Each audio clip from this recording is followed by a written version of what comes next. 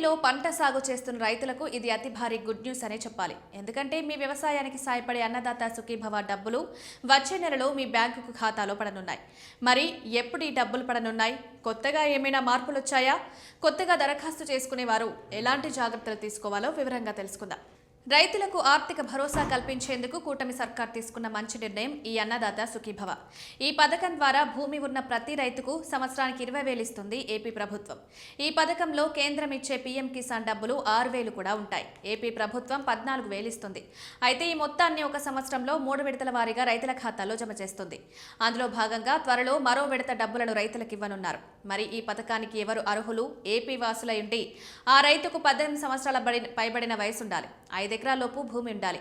ఆ భూమి ఆ రైతు పేరే ఉంటే ఆ పథకానికి అర్హులుగా ప్రభుత్వం ప్రకటించింది. గత సంవత్సరం రైతులకు అన్నదాత సుఖీభవ డబ్బులను విజయవంతంగా ప్రభుత్వం అందించింది. ఇప్పుడు కూడా అదే విధంగా కొత్తేడాదిలో ప్రజలకు నిధులను అందించనుంది. అయితే ఈ పథకంలో కొత్తగా ఏ మార్పులు చేయలేదని, ఇంకా పారదర్శకంగా అందించేలా మాత్రమే ప్రభుత్వం చర్యలు తీసుకుంటుందని అధికారులు తెలిపారు. సమస్యలుంటే ఎలా పరిష్కరించుకోవాలి?